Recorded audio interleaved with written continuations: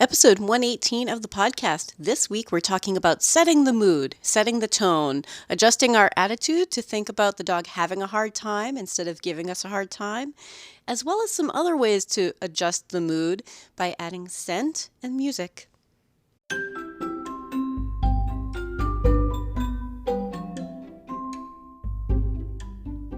You're listening to the Creating Great Grooming Dogs podcast. I'm Chrissy Newmeyer-Smith. I'm a certified professional groomer, a certified behavior consultant for canines, a certified professional dog trainer, and the owner of Happy Critters in Nashua, New Hampshire. And this, my friends and colleagues, is the podcast where grooming and training meet.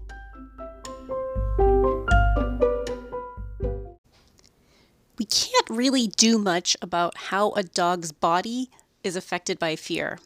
Because once they become afraid, the fight or flight or freeze instinct takes over, right? We can't really change what a body does when a dog is afraid. But here's the neat part. We can work on keeping them from becoming afraid. And that's where setting the mood and setting the tone and kind of shifting our mindset really comes in. Because if we can prevent them from reaching the point that they can't handle, what happens is that they start to be able to handle more and more. So there are a couple of ways we can set a mood. And first off is by having the attitude of this dog is having a problem, not this dog is giving us a problem, right? Be watching for that. And that's why I keep talking about calm, comfortable, and cooperative. We want to help the dogs to have a good experience, not just because we're wishy-washy, fur mommies, but because that's what's our goal, right? We want a dog who's calm, comfortable, and cooperative because that's what the good dog on a grooming table looks like. And think about that for a minute. Because I know sometimes people are like, yeah, but is it really? Yeah. When you have a dog on your table that you don't have to think anything at all about, that's just letting you do your job no matter what tool you pick up, no matter what angle you need them to be at, and they just are the repositionable action figure, right? You lift up a foot and they just shift their weight a little bit and let you do it, right? That dog that is awesome to groom happens to be calm, comfortable, and cooperative. How cool is that, right? So if we think about the dog's experience, what the dog is going through, and trying to work toward and build toward calm, comfortable, and cooperative, right? To try to avoid the fear response, to avoid discomfort and frustration and stress and anxiety. Because you know what? Anxiety sucks. Now, I don't know how many of you guys out there might suffer from anxiety or have loved ones who suffer from anxiety. I have loved ones who suffer from anxiety, and while I have trouble relating to it because I have never had that experience myself, I can tell you it's not something I could just talk them down from, right? I mean, we think about it with people, right? Someone's like totally anxious and freaked out, and you're like, okay, this is going to take a while to calm you down. Like, let me try to help. But sometimes anxiety just crops up. Right? And we find that with dogs also. If a dog has become frightened, right, now we're just in damage control. Now we're just trying to calm them down again and try to help them to settle their nerves, right? Very scientific, settle their nerves. But I want you to think about, right, that experience has already gone haywire, right? So what we want to do is avoid that. We want to avoid anxiety. We want to avoid stress. We want to avoid all of those kind of negative feelings about being groomed. Because you know what? At the end of the day, grooming should be pleasant, even if it's not something they ever love. Okay? I often refer to it almost like when I'm talking to my own customers, like I kind of go, you know what? I like my dentist, but I don't crave going to my dentist. Right? A dentist appointment isn't something that you're like, this is going to be great. Very few of us feel that way about going to the dentist. However, I'm not worried about my dentist. I'm not afraid of dental care, right? So think about it that way. Like for a lot of dogs, they're like, oh man, I was going to run around the yard all day and I thought I was going to go see my buddy, but now here I am in a bathtub, right? But if they are not afraid, if they don't have any fears about it, if they don't have anxiety about it, if they're not overwhelmed by it, then really they're getting massaged with warm soap. How bad could it be, right? They're getting a haircut.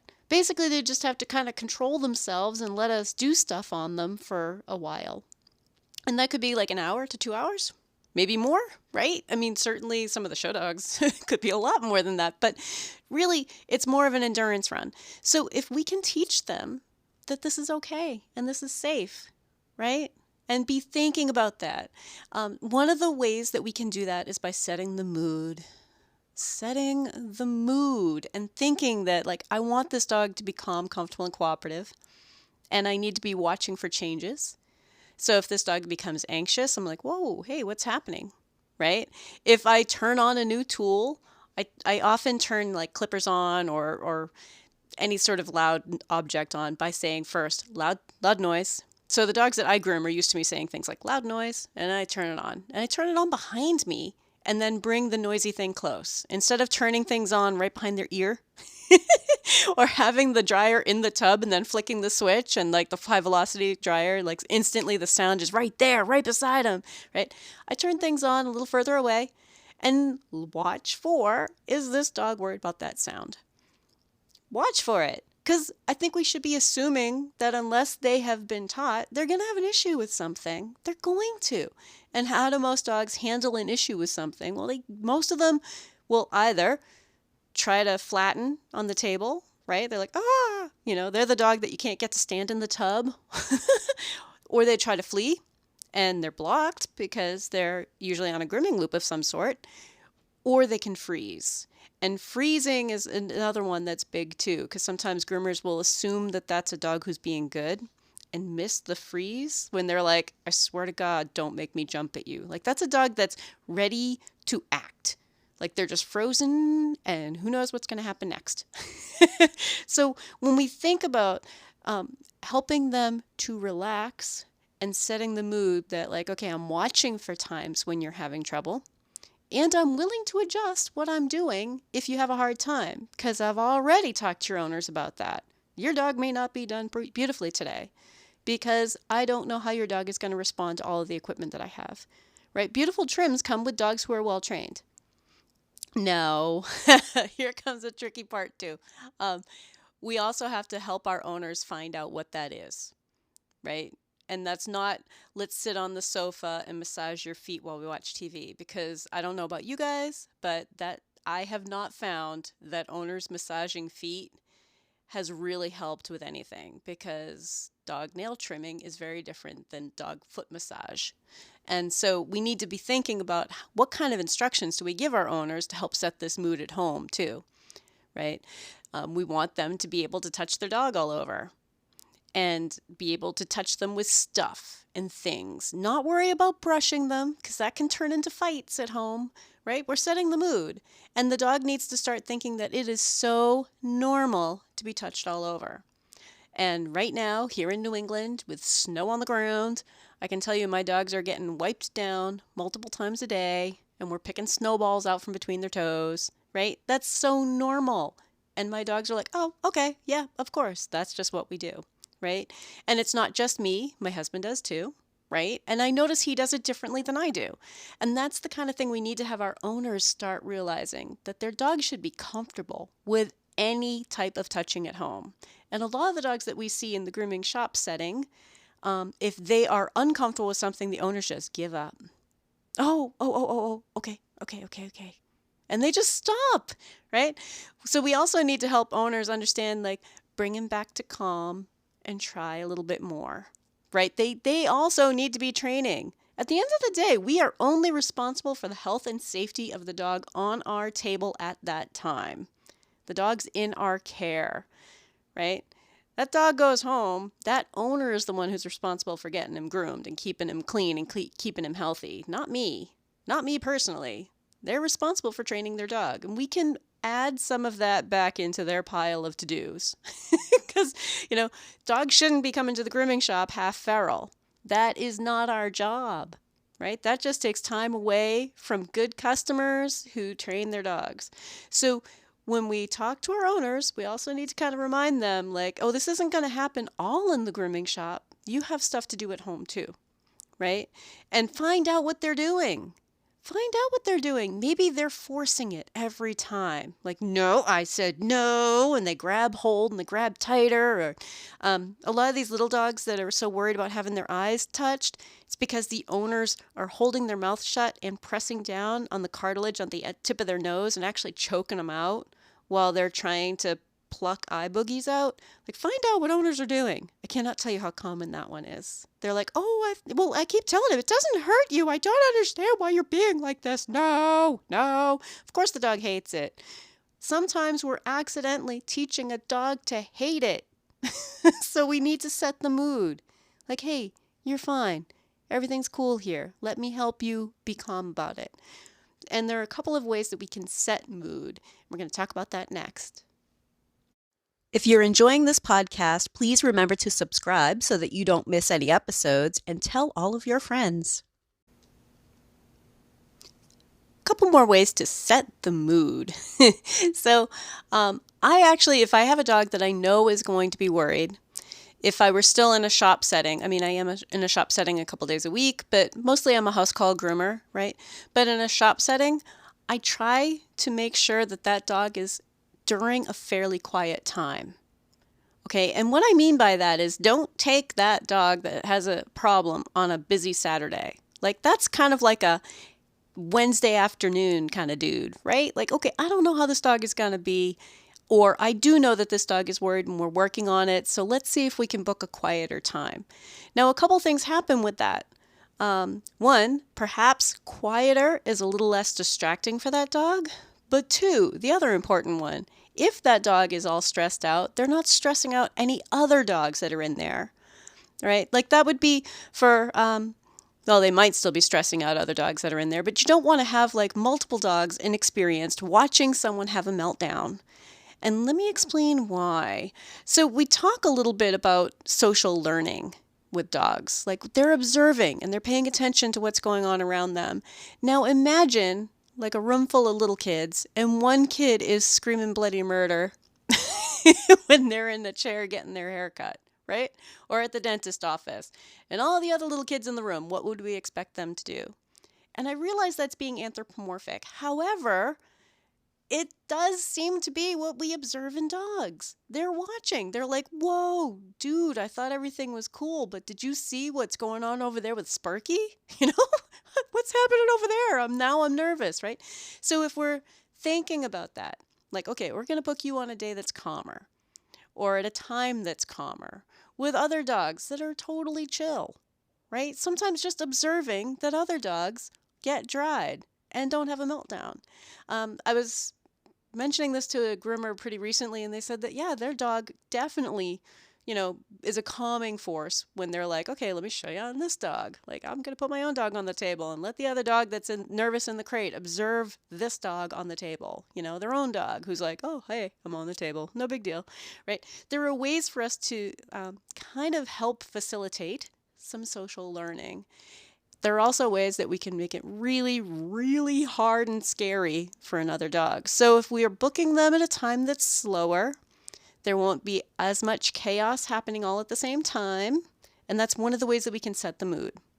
Now, another way that we can set the mood, I kind of like using music. And I'm going to add I've been redesigning the website, but I have an affiliate link for iCalm Pet. And that's, I don't know if you guys are familiar with Through a Dog's Ear, but their music is selected and changed up to help dogs be calmer, to help dogs calm down. And you can buy the download, or you can buy a CD, or you can buy their special little speakers. But I use this stuff when I'm worried about a dog being a little bit scared. So as a house call groomer, I just have it on my phone and start playing music. So think about, like, it's not high tech, and it might not help, but it's harmless, totally harmless, to go ahead and put on some music. Honestly, the calming music, for me, I find it slows me down. So I have, it calms me a little bit too much. Like, I really have to think about, like, okay, but keep working fast, right? Like, it starts to make me nod off. So I sometimes put on headphones if I have calming music on for the dogs. But I will be adding that affiliate link, the iCalm Pet, for the Through a Dog's Ear. I have a variety of them for my own pets and for the dogs that I groom. And I find it helpful. Certainly no harm done, right? So if you have like a little speaker or something next to where a dog is maybe sitting in a crate, just with some relaxing music, no harm. No harm in doing that. Now, another way to set the mood, right? I know sometimes people use scent. And here's the thing. So essential oils, all right, as an individual, I really like essential oils. I think that they smell awesome. I really like them. However, I do think that we have to keep in mind that dogs' sense of smell is so very, very different than our own. And I think that for some of us, if we are using like an essential oil, we don't necessarily notice if it's very strong. But every once in a while, you'll have a customer come in or another person come in and we're like, whoa, dude. Like my husband hates lavender. I love the smell of lavender, but he'll come in, he's like, oh God, that's awful. I'm like, and I hadn't even noticed it yet, right? We all have our different calibrations for our nose, calibrate our nose settings. But for a dog, like if it's an overwhelming smell, I want you to think about an overwhelming smell for a dog could be a lot like high volume music for us. Some of us like listening to things that are really loud, and others of us find it stressful or find it really tedious and tiring, right? So be thinking about that if you have like a scented candle or if you're using essential oils to help calm a dog. To be thinking about that some dogs might find that really overwhelming. And think about it as if the music was just too loud and there's no way to get out of the room, right? If it's just too loud. And, we could also make the parallel that just too busy for the eye. But I think too loud is easier for us to think about as identifying that, my ears would get tired, right? Like I would be bombarded. It would really bother me. So be careful if you're using something like lavender. That just a little bit, like just a smidge, if you're going to try using it. And then there are some essential oils that aren't good for cats. So be aware too that there's some controversy about using essential oils. But I also want to talk about another scent that we can throw in, and that's pheromones. Pheromones, oh my God. So here's a scent that we don't even pick up on, but the dogs do. And pheromones are things like adaptil. You might have heard it as dog-appeasing pheromone.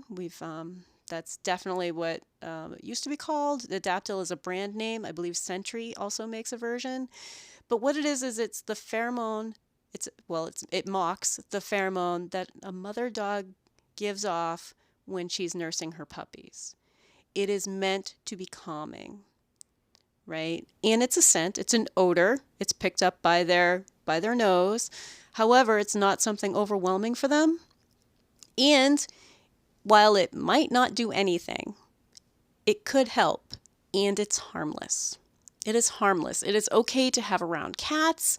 It's okay to, have all over the place. I use, there's a travel spray, and I spray it on my table or I spray it on my grooming smock. I don't spray it on a dog, but I spray it near us. Just the place where we are. There are room diffusers. I'm not sure how well that would work in a grooming setting. Kind of those plug-in diffusers worry me with the amount of hair and stuff that goes around a general grooming shop. But there are room diffusers. Right now, one of my guys has one of the collars on. And my guys don't usually wear a collar in the house, but this is the Adaptil version of a calming collar. And basically it looks a lot like a flea collar, but it has this pheromone on it, and it's supposed to last 4 weeks. And I'll tell you what, I take it off of him. It's on super loose, so he can pop it off his head anytime he wants to, and he doesn't want to. I take it off of him and double check and, give him neck massages and stuff, and I ask him if he wants it again, and he puts his head through it because he wants it again. So if we have this product that we can also use that is safe, there's a version for cats. It used to be called Feel Away, but yeah, it's another version. The one for cats doesn't seem to have any effect on dogs, and the one for dogs doesn't seem to have any effect on cats. So they're products that are safe to use in an environment with both species, which is nice because they often get used when we're training in people's homes. So as another way to set the mood, right, we can have this pheromone instead of trying to make pleasant scents, right? We're just like, okay, let's use this pheromone. Now, other pheromones, I know I haven't talked much about pheromones, but I want you to also think too, other pheromones are out there too. And I was actually looking up some research about it and wasn't finding much. But there are alarm pheromones too. And so sometimes dogs, when they're stressed out, are sending out pheromones saying, this is not safe, right? You probably have heard people talk on commercials and stuff like stress sweat smells different, right? They're trying to sell us different deodorant. They're like, stress sweat smells different because that's a pheromone about alarm, right? That's like a pheromone that we give off like things are bad, right? And dogs do that too. And they sweat through the pads of their feet. And if they spray their anal glands because they're afraid, you might have noticed it smells different than when we when we used to express their anal glands. It smells different if they spray them because they're afraid, because that's a stress scent. The scent around their mouth, there are pheromones that are given off near their mouth. And it's really fascinating. Anyway, really, really fascinating. But sometimes they're giving off these alarm pheromones. Now, what if we are also adding these dog appeasing pheromones? These pheromones that say, listen, everything's safe and everything's good, And think about that as part of setting the mood. Set the mood, right?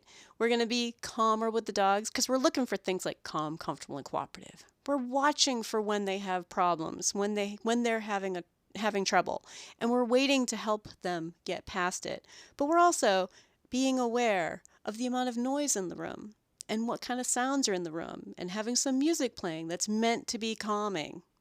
Which I got to say, the studies they've done with the calming music for dogs have been pretty interesting. Like playing them in shelters where, as long as nobody's walking around, the dogs calm down much, much faster because this music is going. So there's some really, really cool stuff out there. And then adding a pheromone scent instead of trying to do something like an essential oil, right? Like the pheromones are safe. They're safe and they're species specific. So it's okay to use a dog one around cats because the cats just don't have a receptor for it. But to help set the mood and set the tone that this is a safe place and this is a calm place. And we're also going to back that up with our actions and help the animals be calm. Help the animals be calm so that we avoid the fear response. Because we can't change what their body does when it's afraid, but we can help them learn that this isn't scary. And we can help prevent fear and anxiety and stress and frustration by simply backtracking a little, helping them be calm, and maybe reintroducing things that they've seen many, many times before, and helping them feel safe. It's really important. And at the end of the day, even if you're trying to talk a customer into this, or a coworker, or or a boss or a manager, like, it's good business. Dogs who are calm, comfortable, and cooperative are a dream to groom. They're awesome to groom, right? Like, if that's our goal, then that's what we should be working toward. That dream dog, and that dream dog happens to be calm, comfortable, and cooperative. If you'd like more information, you can find me at Chrissy@happycritters.net, happycrittersdogtraining.com, or you can join the Facebook group, Creating Great Grooming Dogs podcast, or the Facebook page, Creating Great Grooming Dogs. I really look forward to hearing from you.